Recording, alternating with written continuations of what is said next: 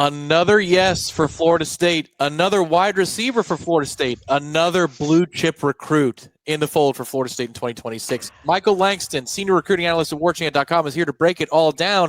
Hit the thumbs up button as you roll in here on Warchant TV because the wide receiver room is getting crowded at Florida State. Jasen Lopez, a two-sport athlete, he likes to play basketball as well, has said yes to Florida State. And Michael, who did Jasen Lopez choose Florida State over in this particular recruitment? Yeah, it was a pretty big one, getting him over Miami. I know a lot of even the people that cover Miami, they're very surprised. They thought that Miami was going to win out. I think they had a few picks already in.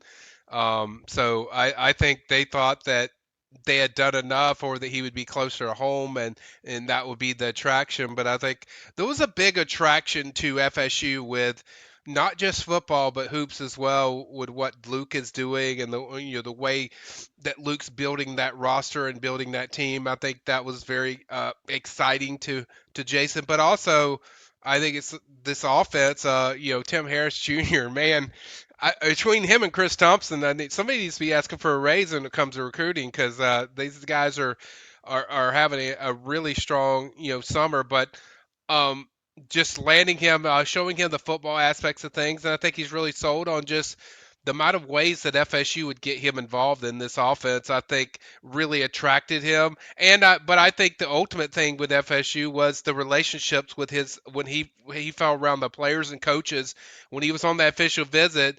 It was really strong. It was really personable, and maybe you don't get that as much at other schools or even when he went to Miami. But I do know at FSU that was kind of a thing that I'd heard after the visit that the presentation of how he felt with the players was a big deal and it's something that made him very comfortable throughout the whole weekend.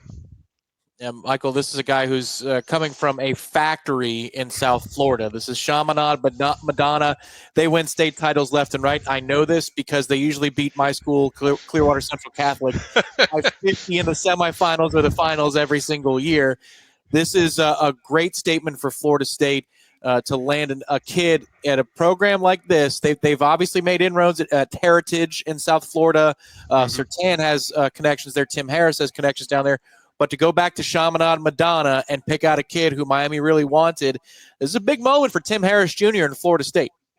It's very big.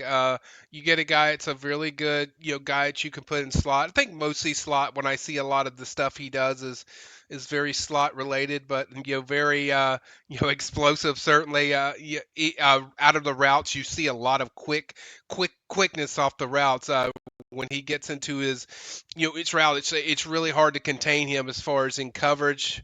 Does a great job getting off blocks, great job of fighting off tackles. It's a very strong kid for a kid that's that small, which makes sense of why he likes basketball so much. He's probably used to fighting for loose balls, but overall, great ball skills and all that those things. Just a great prospect and one that's probably one of the biggest risers in the on-3 rankings. If you look at where he used to be, being a 3-star, and then he shot up those rankings and it's not a surprise when you see, if you really study the film, of just how explosive he is out of the routes, his hands, the way he uses his hands off the line, doesn't get jammed cleanly. It's really hard to throw him off his route and be rerouted.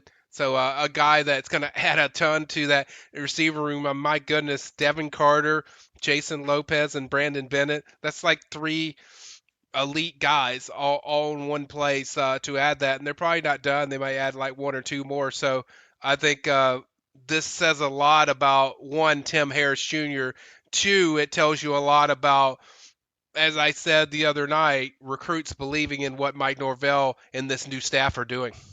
And there's a clip that's running right now of his huddle highlights of him being a punt returner, and that always is a bonus as well. This is something, Michael, too, where a two-sport athlete, not all two sports are created the same. When I hear basketball, I love that. No offense to B.J. Gibson and others who have played baseball at the same time as football. Jameis Winston, one of those as well. But basketball has a certain athleticism that comes with it, as he's tattooing my Marauders right here in the open home. You get that.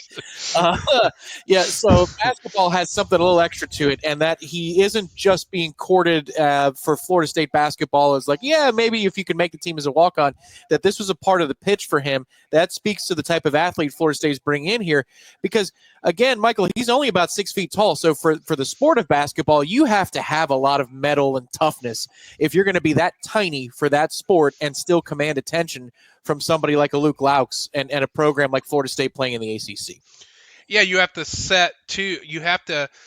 The thing I heard about, I heard there's a lot of stuff about football, but with basketball, I heard the presentation was very genuine and detailed about what they wanted and what they liked about him and what they that thought could be better, and can improve and that they can help with.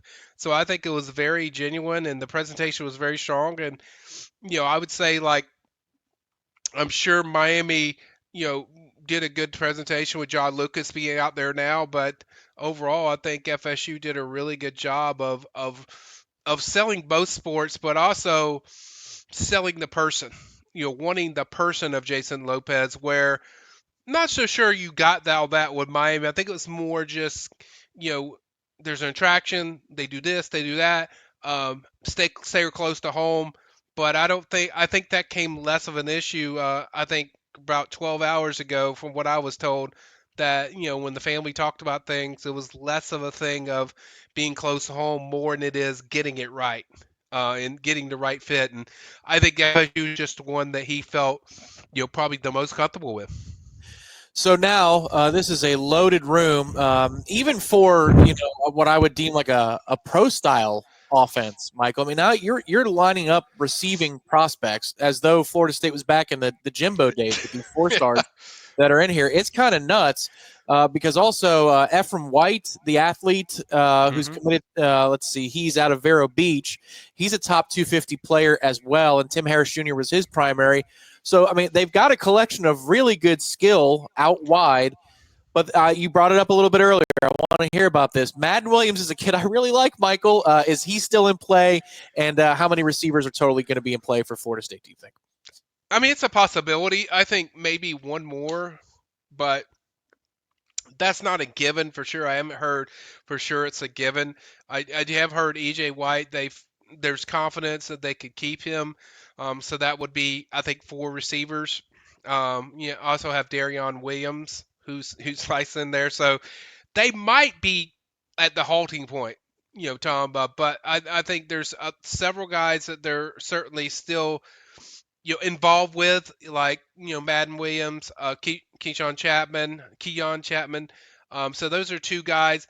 I feel more that there's a connection with Madden, but we didn't hear much about after that when he visited Texas A&M. So that could be a tougher pull, even though there's so many connections for FSU, especially with this Lopez thing that makes it less where you have to push now that you have Lopez in there. And I think we might be close to the halting point, but that's something I'll have to check on. But I do know those are 2 that they certainly are still active with. So once again, Florida State is now 20th in the recruiting rankings of the 20 kids in their class, 11th in the On3 industry recruiting rankings as we sit here recording on Thursday afternoon. Michael, I made the mistake of asking. The video was released earlier today, put it on the boards last night for Warchant members. Is it going to be quiet? And you said never say never. So I ask Yeah, again, should we just be on alert at all times these days with Florida State recruiting? I think you should be on alert, but I think most of the stuff will come like probably early July.